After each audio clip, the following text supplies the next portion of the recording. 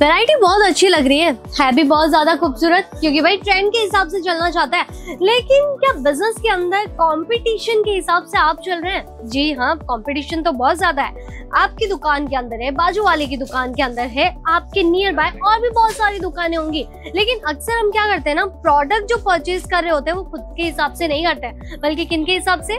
दूसरी दुकान को देखते हुए हम परचेजिंग कर रहे होते हैं। मतलब कि एक छोटा सा एग्जांपल मैं आपको देती हूँ।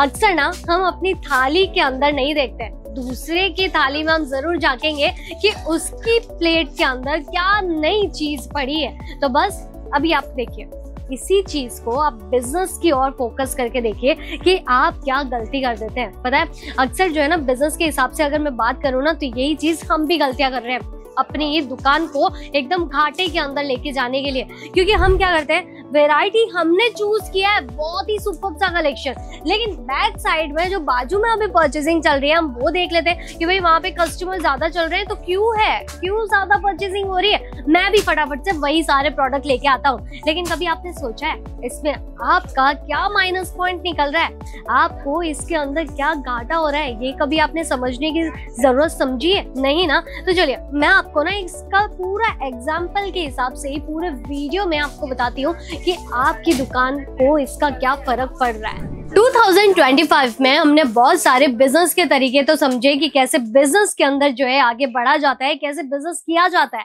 लेकिन किसी भी व्यापारी ने ये चीज नहीं समझी। पता है कौन सी? कंपटीशन किनके साथ किया जाता है और इस कंपटीशन लेवल में कैसे आगे बढ़ा जाता है। क्योंकि देखिए, मैं आपको ये कहना चाहती हूँ, कभी भी कंपटीशन जो है बराबरी वालों में नहीं होता है।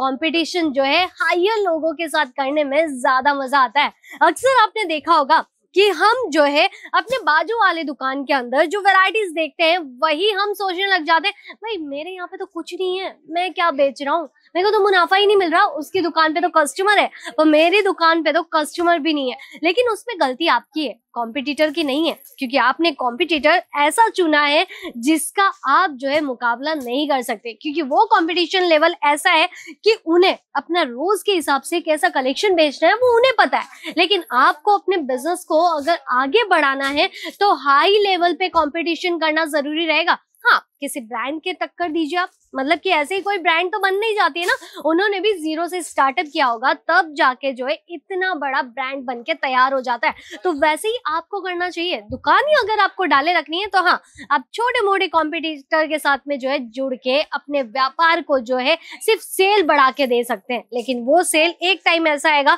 जब आपको एकदम छोटी सी लगेगी। क्योंकि देखिए, अगर आपने जो है स्टार्टअप किया कम अमाउंट के जरिए, वो कम अमाउंट आपको कितना देगा? सिर्फ डबल ही फायदा देगा ना। मतलब कि 25 का है तो 50 तक का आपको दे देगा, लाख तक तो वो जाने नहीं वाला। तो ऐसा बिजनेस ना हमारे लिए कोई काम का नहीं है, जो कि सिर्फ रोज की रोटी के हिसाब से हमें कमाई करके दे। तो बस अभी आपको ये गलती नहीं करनी है, गलती को जो है सुधारना है। तो अभी आप फोकस कीजिए वैरायटीज के ऊपर और ट्रेंड के ऊपर। देखिए, आपने क्या नोटिस किया होगा अक्सर कि भाई मैं वैरायटी जो है कॉम्पिटिटर के हिसाब से लेके तो आ जाता हूँ, फिर भी वो बिकती नहीं है, क्योंकि वहां पे अभी क्या हो गया ना, कंपटीशन एक और ये सेकंड लेवल का कंपटीशन है। जी हाँ, फर्स्ट कंपटीशन हुआ वैरायटीज को लेके, सेकंड कंपटीशन क्या होगा, वो प्राइस रेंज को लेके होगा। पता है कैसे? देखिए, आपने कहीं से भी ये प्रोडक्ट खरीदा है, होलसेल में ही आप खरीदेंगे क्योंकि रिटेलर है, तो उनको ऐसा ही लगता है कि होलसेल में वैरायटीज उन्हें सस्ती भी पड़ेगी और वो आगे जाके जो है मार्जिन सेट करके सेल भी कर पाएंगे। लेकिन वही सारी डिजाइन अगर आप सिमिलर रखेंगे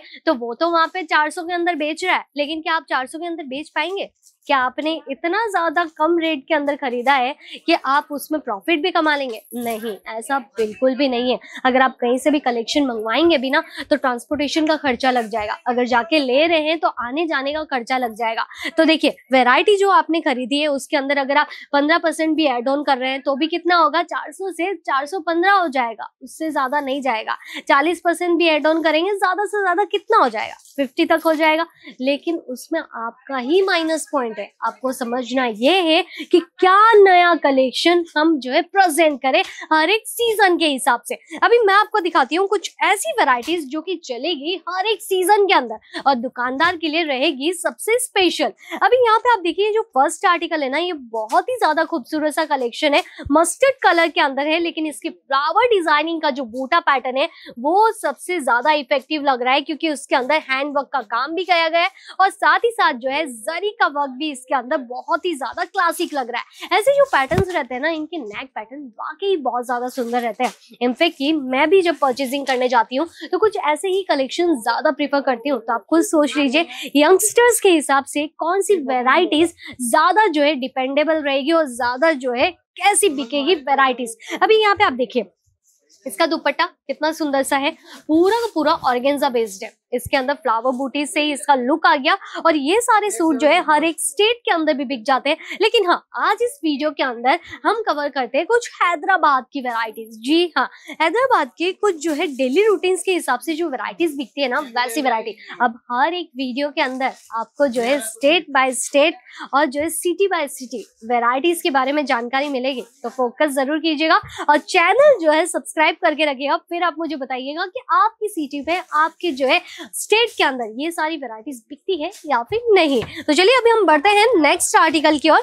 यहाँ पे आप देखिए अभी हमारा जो कॉम्पिटिटर लेवल जो है आगे बढ़ाना है, तो यहाँ पे आपको जो है कलेक्शंस रखने होंगे और एक सीजन के मुताबिक। मतलब कि सीजन में तो हमें दौड़ना ही है, ट्रेन की रफ्तार की तरह हमें आगे जाना है। लेकिन ऑफ सीजन जब आ जाती है ना, तो बस ऐसे ही सेठ की तरह सर पे हाथ रख के नहीं बैठ जाना है, बल्कि उसको और कैसे जो है आगे बढ़ जाए, कैसे मंदी को जो है हम कवर कर ले, वो भी हमें सोचना जरूरी है। तो सेकेंड ऑप्शन इसमें क्या आ जाता है कि भाई आप जो है ऑनलाइन अपना जो है कलेक्शन बेचना स्टार्ट कीजिए कुछ इसी तरीके से। जी हाँ, यहाँ पे आप देखिए ऑनलाइन जो है अभी वीडियो कॉल के जरिए जो परचेजिंग चल रही है, सारी वैरायटीज उन्हें बताई जाती है कलर पैटर्न्स के जरिए। जो चीजें उन्हें रिक्वायरमेंट में रहती है वैसे सारे आर्टिकल अगर उन्हें मिल जाए ना वीडियो कॉल के जरिए, तो भाई हमारा खर्चा भी बच गया और घर बैठे बैठे सारी वैरायटी पहुंचाने का काम तो अजमेरा फैशन का है ही। तो आपको ये वर्ल्ड वाइड शिपिंग के जरिए मिलता जाएगा। लेकिन अभी साथ ही साथ हमें क्या और ध्यान में रखने हैं प्रोडक्ट के बारे में, ये देखिए फैब्रिक।